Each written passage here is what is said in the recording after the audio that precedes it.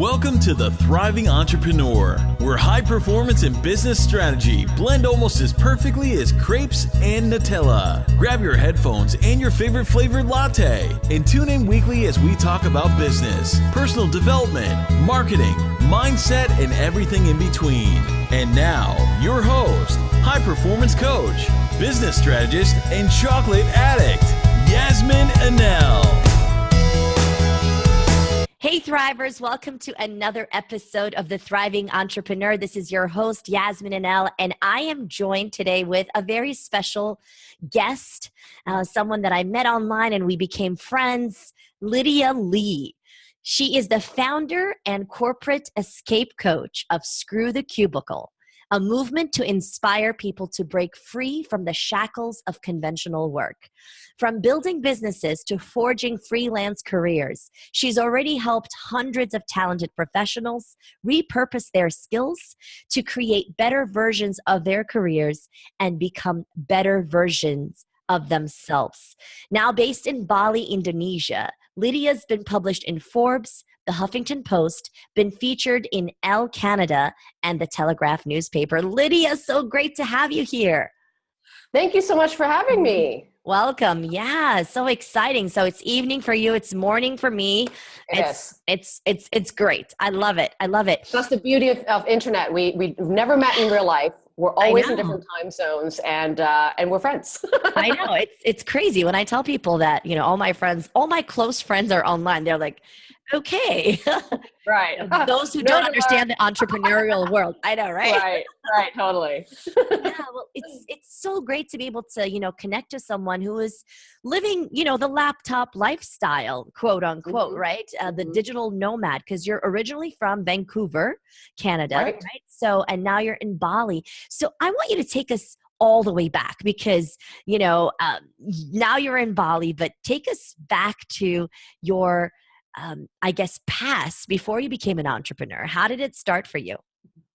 Well, it started with a breakdown. As all great stories start.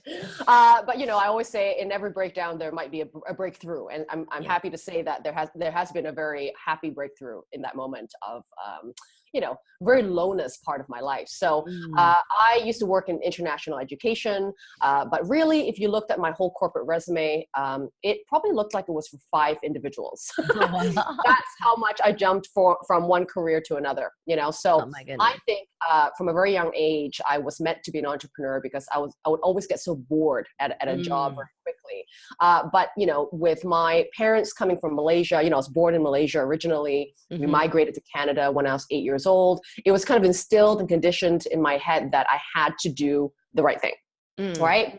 Went all the way to Canada to get an education. You can relate to that, right? That pressure, like, we've given you a chance. So I had opportunity, right? Totally. And so when I did that, I went to university, did the internships, climbed up the corporate ladder. And by the time I reached about 28 years old, I was basically working at a 6-figure job. I was a business development director, as I mentioned, in the international education industry, and about to really negotiate for partnership in this company, which is a big deal for someone under 30. But something even about all those ducks in a row and the wealth and the first house I ever bought, that sort of, you know, thing that you're supposed to do as an adult. I couldn't shake that nagging feeling that I wasn't happy. You know, and for a long time, I thought I was actually just depressed, you know, overworked, burnt out, a little bit depressed. So my moment of that tipping point happened in Russia, in Moscow, in the dead of winter, during a business trip. I was doing a trade mission with the Embassy of Canada, and I literally couldn't leave the hotel because I felt just literally I wanted to go home, just like, almost acting like a 6-year-old, like I just need to get on a plane and go home, and calling my time saying I can't do this anymore. And I think what it wasn't that moment, but this sort of accumulated experience I've had in combination with not taking holidays for about 2 years, you know, for that day, from 2 years ago till that day, and really doing things that really didn't make my heart sing. But not that I even knew what made my heart sing, but it wasn't that. And then from that place, as we all do when we feel like we're depressed, we get a therapist. And I did that. And thank God the therapist didn't shove a bunch of pills down my mouth. Instead, she really questioned me on my values, questioned me on my desires, and helping me realize that my feeling of unhappiness wasn't about a chemical imbalance. It was absolutely about none of the things that I was experiencing in my life, professional and personally, were in alignment with the value systems that I had.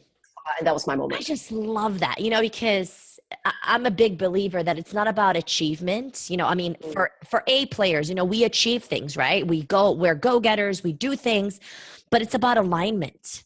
That's what makes us happy. It's not the achievement. And that's why you'll find billionaires who are just miserable because they haven't aligned. Most of them, of course, there are some who have, but some who were just, after like the conventional success of like going and building something amazing. But if you're not passionate about it and you're just making money, it's meaningless because it's not aligned with who you are. I love that. Or sometimes when people make a lot of money, they still turn to philanthropy, right? They've turned to other works that are not, they're not making money from, but again, it's tapping into that place of purpose, that place of satisfaction, that is kind of like, what's my footprint in the world, which I think we all are seeking. Exactly. And I love that because then you're going from a go-getter to go-giver. And I think it's important to have both qualities. You have to be a go-getter to become a go-giver, because if you don't have anything, you can't give. But I think to have that, fine balance of those two qualities in a person is brilliant, because the more you have, the more you can give. And the more you give, the more you can have. I really believe it's like in and out thing. Yeah. Totally. Yeah. Totally. Absolutely. Well, I love that. I love hearing that. So so you had this breakdown and you had therapy, I just love how you were saying like you did the right thing. You got a therapist. So when was it after that? Like, did you have any resistance? When was it after that you said, okay, you know what, screw this, I'm starting my business? Or did you even know what you needed to do? No, I was scared shitless, and and the therapy was probably the hardest part of everything, which was about facing my truth, facing my demons, and understanding that actually everything that I have done is not to be regretful about it, that actually all of this experience I've had is very useful for me to now understand clearly where I want to go with my life. And perhaps it took that sort of digging deep into corporate world to understand it's not for me, but everything that, and now coming to the future 4 years later, I'm in Bali, of course, all my skill sets and strengths and life experience caused this to have happened. Sure. But of course, at that time, it was a very, very confusing time, as you can imagine, with change and transition. Yeah. But once I really got clear and not kind of hiding behind these sort of deep desires that I truly wanted, and not trying to take it too seriously in a sense of I have to know the answer right now, and being more intangible, about what I want to feel, what I want to experience, which is less about my job title and less about the business type, and really about how I want to express myself. How do I feel when I'm feeling on purpose? What does that look like, even on my personal life? And that then really led me to be prepared, I think, emotionally and in mindset, to then receive the more practical goals that I needed to do for a business. So after the therapist, I went in to hire a business coach, which was obviously the best thing I ever did, because at the time, never ran a business on my own, didn't know anything about the internet except how to get on Facebook. And I worked with her for about 9 months from that day. That's amazing. To develop my first business, which was actually not Screw the Cubicle. It would be what I would label a transition business, now that I know what it was.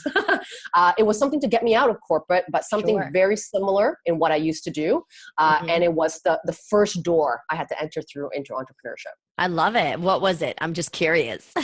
So I started a remote boutique agency, which basically still played in the international education realm, except that I was focused on sending Canadians to teach English abroad, and then bringing Chinese students and Taiwanese students to learn English in Canada the other way around. That is so cool. And summer camps and, internships and working holidays. So I was kind of almost this agent in the middle to match. Love it. Yeah. Isn't that amazing? Like the things that we start out with Yeah. And I just love how and that's what I want you to tap into right now, if that's okay. Like, how do you screw the cubicle? Like, how do you actually use the talents and the skills that you have accumulated over the years? I mean, because like I have a degree, right? Like a lot of people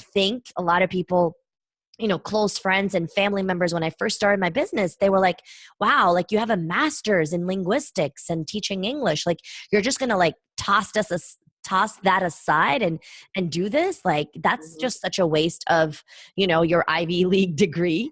Right. But I never believed that, because I was like, the skills that I've learned in that, will help me start my business. And in fact, my first business, like you said, was accent reduction coaching. So because I was a linguist and I love languages, and English is my second language, my first language is Turkish. So, and I've learned English like without an accent. Like everyone thinks, I'm an American. I mean, I am by citizenship, but, in terms of like being a native speaker. And, so I actually coached people on how to reduce their accents so they can sound more intelligible. They can be understood by native speakers and not have that hindrance. So I had a lot of like corporate people, a lot of Asian, a lot of Hispanic clients who wanted to be able to, pronounce things properly so they wouldn't be misunderstood. And that was super connected to my background, right? That was my first business. And so I just want you to tap into that for us. Like, how can one do that? Like, how can one, like you said in our pre-conversation, like not burn the degree, but actually bring those skills, bring that knowledge into their new adventure, new, business idea?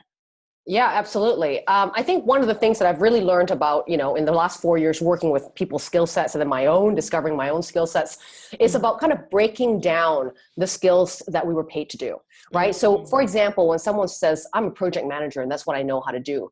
And I'll say, not clear enough, because in a project manager, there's so many things that you do in the aspects of that job title. Right? Yeah. Like, forget the job title for a minute. What do you actually do in the business? Were you client facing? Were you building relationships? Were you connecting contractors with particular projects? Did you pick the right contractors so that you knew they were right for the project? So when we actually kind of chunk down in a way our skills, we can then see that they're very much adaptable, actually, to other sorts of purposes or work models or work type, because most of the time, especially for people person type of skills, those are very intangible. It's harder to say, I know how to do this, because it's a feeling you give people, it's an experience. But that is the magic, for service-based people, is that it's such a flexible skill set that can be applied in multiple different directions, right? So that's the first thing, is that awareness around your skills and chunking them down into, much more into a level that you can understand how you would use it again. And then it's about, why would I use it? So I always think about, if you could use your skill sets for anything, you don't want to do that, because you can't serve everybody, but there's certain interests and there's certain passions and there's certain causes you might be drawn to. Right. So in a way, Screw the Cubicle kind of was birthed from my pain, right? Yeah. My struggle going through that transition of an identity crisis outside of my resume, going through with this disappointment, I might have given my mother, all the things that it takes to transition from this conventional life. And so when Screw the Cubicle was born, it was born really from a blog that was selfishly for me, really. And then kind of a funny thing how it happens when you really just care about something and not really looking for the money right away. Is that it flows out of you and there's no pressure, and you kind of just say really what you want to say. So and then people start to notice, right? And I never held back. I wasn't like, oh no, what if clients don't like that? There were no clients. So I was just speaking truth, right? And magically it brought in the people that were in that stage of transition, going, oh my God, I totally know what you're talking about. And you have such a great name, Screw the Cubicle is like, right? It's very specific. You know exactly what it's all about. Yeah. And so that became almost just a passion. People took me out for coffee, for dinners, and picked my brain on this transition. And then I went, maybe I should charge for this. Like, how can I use my other skill set? So I used to project manage as well. I'm very good at organizing, events, organizing people's lives. So I thought, how can I use that skill set and organize people's lives? But this time for actually escaping the cubicle and building dreams, right? How can I teach them how to chunk down their focuses in bite-sized pieces so that they feel that they can do this and instill the courage that I know they have inside of them once we remove all the shit that isn't real, you know? And so decluttering, right? Decluttering. Totally. Yeah, totally. So that brought me, you know, that moment in time. I mean, it required all the jobs that I did in the past of working with customers, working on, you know, projects that were about people's lives, you know, and really understanding the human condition of how people think, and even the education part. Like, you were a teacher before, right? And so, of course, you're using your teaching skills to teach right now. All the time. In your coaching business, right? That's what I get in my online courses. Like, when people enroll in it, like, those are the first comments, like, wow, you're an amazing teacher. And I'm like, I was a professor, you know, like, I honed that skill for more than a decade. So makes a difference, makes a huge difference. Absolutely. So I think that first initial awareness of your primary skills, your strongest strengths you can start with, because you can know that from what you've been paid to do, right? And then you can isolate out of the list of things that you know how to do, which ones are the ones that you can do versus you want to do. There is a difference. Like, so I can you do my own. recommend making a list, like make a list of your skills, right? Yes, absolutely. And then see which ones you can transition into your new venture. Right. Okay. And so you can come up with first kind of a general a list of types of jobs or types of work that you've been allowed to do or been paid to do, right? What have you solved in a way? And and also, I don't want people to disregard stuff that they weren't paid to do, but their life has been about that. Sure. So, for example, I work with mothers who have raised amazing kids, but have never been paid to you know, teach other people how to raise kids. But the proof is in the pudding with their kids, you know, and understanding, you know, the research they've done to raise better kids and to bring practices in the household to do that. I mean, that's value.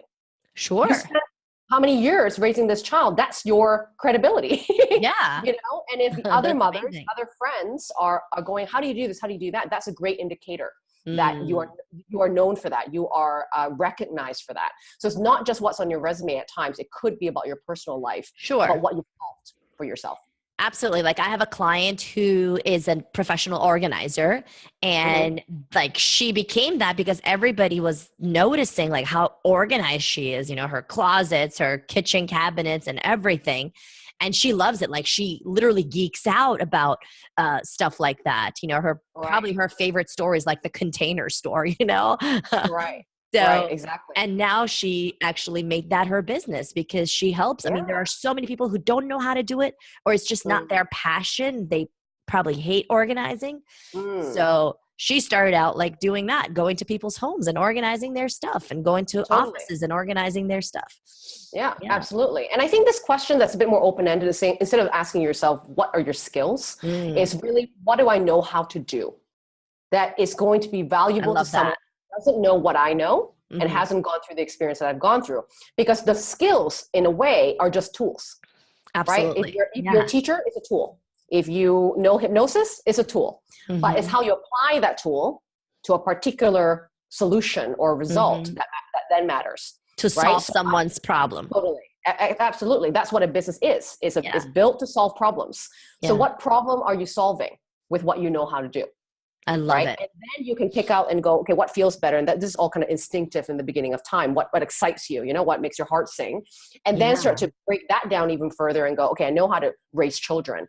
So what skill sets would I then implement into this modality in a way? I love it. Is it about communication skills with children? Is that what I'm like kick-ass at? Then you kind of add that underneath that, you know? So the skills are almost kind of nothing until you apply it to a value of problem solving, for sure. I love it. I love it. I mean, like if you have, for example, if you've loved singing, hey, you can sing with the kids, right? Like, that would be a skill. Like, you may not ever have thought of that, but it's a great skill because kids love that. Absolutely. They love music, right? Love it. Love it. That's beautiful. So do you have some sort of a framework, like with clients? Now, I know you have one-to-one clients, right? You do one-to-one, you do probably group coaching. Like, how do you teach them? Like if someone is like, Lydia, I need help. Like I'm transitioning, I'm having a breakdown. What do I do? Do you have some sort of a framework that you teach them? Yeah, I mean, some of that we talked about right now, but a lot of the times, the first thing that they have to do is not even about what business idea should they have. It's very much starts from what do they want, you know, and if they know what they don't want, this is as good as knowing what they want, because we can decipher that. We decipher what it really means behind all that. And really, the first part is we need to clear the space in their current life to allow these new ideas, this new focus to come in. So in a way, we start with almost like an inventory check of life. What are the things that are sucking up your time? What are the things that are that you're doing that you think you have to do, but you don't, you know? And how can we free up your time to really now allow, as I said, open up the space to be learning about yourself, to be reflecting around answers that probably already exist within you, but, you know, not letting that clutter come out in your life. And so you just kind of block off that time in a way on your day-to-day to be ready for that, right? And once they sort of remove some of these obstacles, or remove even the mindset of, for example, being so miserable at work and only focusing on that, and trying to frame that and going, how can we use your job, for example, to fund your business idea? Or how can we use the job to actually be learning about stuff that you might implement in your business, and look at it almost like a paid internship rather than it's a forever thing, you know, and that can keep people feeling quite stuck. And then once that energy is kind of released in a way, then they can be more creative, you know, to really think about other ways to repurpose and re-angle their skill sets. And so then one of the big framework that I give people, which is also available on my website, is the Create My Dream Business Workbook, which basically helps them break down the skills and then gets them to recognize curiosities and interests and passions that they currently have in their world that may have some common themes that tie within. You know, is this I love that essence of something? So for example, for me, Screw the Cubicle on the naked eye may look like, hey, you're a girl that helps people build businesses. Now, to me, on a personal level, it's actually nothing to do with business, but everything to do with self-expression, everything to do with this individual impact that one makes during their time here, expressed through business for now. Maybe 10 years later, it may not be that for me, but that's the essence of why I'm doing what I'm doing, or why I would like to contribute in a way to this issue. I love it. Personal expression in a way, you know? So when you know the essence, then you can choose the vehicles and models of businesses that best suit this expression for you, and allows you to do the things you want to do in order to help people reach the goals that you want them to have, right? I love it. I have some major takeaways from this. So I love that you mentioned, first of all, like, don't just quit your job. Like, don't quit what you're doing. I mean, yes, screw the cubicle, but do it in a wise way, because you could use that cash to fund your dream business. And I love that you're mentioning that, because I've had clients who came to me, they're like, Yasmin, okay, I'm so excited. You know, I do high performance coaching and I also do business strategy, right? So sometimes I would have these clients who are like, yeah, I'm so excited. I'm taking my life to the next level. I'm like totally up leveling, and I quit my job. So now what? Like, now they're desperate, desperate to make money and desperate for anything. So they'll go for, you know, any client. They'll lower their rates. And I always give this advice to those who haven't quit their jobs. I'm like, you know, keep that for now to fund your dream. 100%. Yeah, you're going to be working a little harder, but it's okay. I mean, that's what you need to do in the beginning. And once you see that you have a consistent business, I mean, you don't have to be making 10K a month to quit. You can be making even 3K a month and say, you know what, I can build that, because if I can make 3K, I can make 5K, you know, and start building it. And I love that you mentioned that. And I also love that you mentioned the whole idea of, it's not about what you want to do, but it's more like, who do you want to become, in a way, right? It's all about, again, that alignment piece, going back to that, you know, because, you know, when people ask, like the old question, you know, like, oh, what do you want to be when you grow up, right? To kids, no one takes the time to ask, what do you really want to do? Who do you want to become? You know, no one asks that question. That's like so philosophical to some, you know? But Yeah. it's really the essence of having a successful life and business, because Mhm. if you are aligned with what you truly want and who you want to become, then Mhm. like the sky's not even your limit. You can just Yeah. soar. And it helps you create healthy boundaries, because sometimes in business, there's lots of low hanging fruits and carrots Oh, going yeah. around. And, oh, I should do that. Oh, I should do that. And so when you're really aligned with that essence or that message that you want to share, you will very quickly decipher what is worth your time and going to get you closer to becoming that person. Yeah. Or is it just because it's full of dollar figures and looks sexy, but actually isn't bringing you any closer to the brand or the type of impact that you want to make with your work? And you're not enjoying the journey. Totally. Right? You're And not what's enjoying the point? You're now in a corporate job, except you're the boss. Yeah, exactly. Which is less safe. Yeah, it's crazy. I love it. Well, I want to know what thriving means to you. You know, our podcast is The Thriving Entrepreneur. So I just would love your definition of it. Is it, you know, being able to, you know, and we haven't touched upon the whole idea. We're going to get to that, but just tell me a little bit what that means to you. You know, I think thriving just on top of my head right now, I feel that it means this sort of trust in choices, right? That you make every single day. And that's choices around personal life stuff too, you know, who you spend your time with, what you spend your time on, and what you say no to. Saying no is one of the most empowering things you can do in your life. And feeling actually really trusting that gut instinct to know what is meant for you at this day in time, you know. And whenever I felt, and I felt this for the first time in many years, actually probably ever, was probably my first year in Bali, when I woke up and I remember thinking, I can choose anything that I want to spend my time on today. Yeah. You know, because I'm so clear about what makes me happy, you know. And so part of that is for sure alignment, but it's for sure this sort of self-trust around what you already know very deep inside of you. And the first voice and the first instinct that comes up is usually right. Okay. I also want you to touch upon the whole idea of this laptop lifestyle, because I know a lot of people, you know, want that. A lot of entrepreneurs are after that. And there might be some sort of a misconception, you know, because I know you live in Bali. Yeah. And you're happy there. And I'm sure there's so many distractions where you are, right? So give us a little bit of a glimpse into your life and what it really means to be this laptop lifestyle entrepreneur. Right.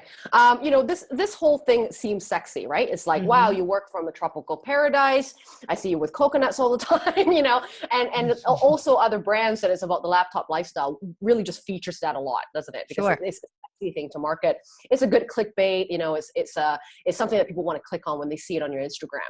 Sure. But the truth of the matter is, at times it can be harder in a way to start up abroad, not because of cost, because that's also one of the pros about living abroad is you cut down your expenses and can invest in your business. But in terms of focus and productivity, that's probably the hardest piece. And you and I both know that our first year of business is the biggest focus and mastery of that focus. Oh, yeah. That's the biggest thing we have to learn, right? In order to create momentum, do the failures, experiment with ideas, and keep going. Yeah. And when you travel and work, for example, which I've done in the beginning of my time in Southeast Asia, you have to be very self-disciplined. Yeah. You know, and you have to be actually really around people, and it's harder in a way to find stability in mentorship and community, because when you travel, it's very transient. Sure. Sometimes we make really deep friendships and they're gone in 2 weeks or gone in 2 months. And so not having that community around you really takes you to really stand true on your own, but also have this sort of initiative to go out there and find your tribe of people. Lucky for me, I found a small tribe of people that I really call my family here abroad. And it's helped me really grow as a person and as a business owner. But it still takes me to get myself out there to really find these expats in a way to do that. And then not be distracted by, because, you know, Bali is a holiday spot. The beauty, right? The beauty, the resources, right? Totally, yeah. I mean, people come here for holidays, so I'm living right in a holiday spot. So very tempting to just go to the beach today. You know, very tempting to just go to a spa day today. But all the more you have to kind of almost put the blinders on and understand that you're creating something, you're growing a baby. You know, that requires love and it requires attention. for it to And grow. time. And then, and time, totally. And then be able to kind of block off time to play as well, for sure. But it's almost more structured in your schedule. And I think a lot of people miss that because they come here and they expect that something will happen. Ideas will just flow. I'll get my business idea once I start to travel. And it doesn't work like that. I think it's great to use travel as a way of sabbatical, to clear the clutter and kind of de-stress and clear the mind. But then we got to get back into focus in order to make the actions happen. Because ideas are never going to grow if they're just in your head. They grow when you're going out there and doing the work. Which is what a lot of coaches will talk about because it's not sexy. The 6-figure in 6 months things work better. But the truth, and I'm all about the reality checks, is that it takes work. It takes work and it takes resilience. It takes perseverance, but you can get it done when you have the right people around you and you have the right intention for your time every single day. I love it. I love it. And of course, once you automate and once you grow your business, once you gain momentum and followers and fans, then obviously you could probably take some more time off. But 100%. You still have to do the work to be able to automate certain things. So. Yeah. And for people who I'm assuming a lot of your viewers or listeners are in the service-based industry, because that's who you are as well, coaches, consultants, right? A lot of online entrepreneurs, Right, exactly. And you're an influencer, right? People at the end of the day are not just buying your products, they're buying you. So if you're not showing up every single day or every single week to lead them, then you are not a trusted source, and it doesn't matter how great your product looks, they're not going to buy it. That's right. Right? And one of the things I really believe in for any sort of personal brand business or service-based business is that you cannot automate intimacy. Intimacy is a relationship, that's a tweetable, guys. That is a tweetable, right? Yeah. And I wish, automate intimacy. Totally. And with all these sorts of trends of like hacking this and automating that and swipe this file, it's very easy to feel like you could just set all that up and kind of, passive income, here we go. But in the beginning of a journey for any business, really, passive income is maybe in the future, but even to get to passive income, you've got to be the influencer. You've got to be known. And that being known. You have to be seen. You have to add enough value for people 100%. to say, oh my goodness, like this person literally is dropping these gems everywhere, Yes, you're around because what are you doing? Solving problems. So you have to tell people that's what I do. You have to show up genuinely, to solve problems and be that change that you want to instill in people and be that example, that's walking the talk in your business. And that's what grows a loyal following. It doesn't have to be a big one at all. It's just a following of people that truly values your work and you value them. And so if you do take off for a whole month and then automate, your emails or whatever, they're not going to get mad at you. That's right. Because you've been there for them. They get it, right? But in the beginning of the business, to build that brand, I think absolutely intimacy is key. Yeah, I love it. I love it. Well, thank you so much, Lydia. Thank you for sharing your brilliance and this was an amazing conversation. I was taking notes, just love talking to you, love connecting with you, but tell us, where can Thrivers find you? Well, they can find me right on my website, which is screwthecubicle.com. Very memorable to remember. Yes. And then all my social handles. Yeah, all my social handles are on there if you want to follow me on Twitter or Facebook or Instagram. Awesome. But one of the biggest things, which you'll see on the top bar of my site, is joining my free community called The Unconventionalists, which is basically a place for unemployable people and unconformists that are looking for basically an alternative way to live and work. The rebels, right? The rebels, yeah. So it's everything from like, how do you raise a family when you do this sort of work? It's all about also travel abroad, and there's a lot of kind of misconceptions about living abroad, which will kind of demystify in that group with other expats and other people like me that will advise you on that. But it's also a place to play with your ideas. I really encourage new entrepreneurs to beta test some of their ideas in those groups, so you don't get too pressured into going to the outside world and doing it first, and testing with the group, getting your message, finding your wordings, and then go out there and be the best self that you can be. Awesome. Well, thank you again, and I hope you enjoy your evening in Bali. Thank you very much. Great to see you as well. Thank you so much, Thrivers, for tuning into another episode of the Thriving Entrepreneur Podcast. Until the next time, live on purpose, focus on what truly matters, and keep thriving. Thank you for tuning in. Join our Facebook group by typing The Thriving Entrepreneur in the search box. And connect with Yasmin at yasmininal.com. That's YASEMININAL.com. Till next time, keep thriving.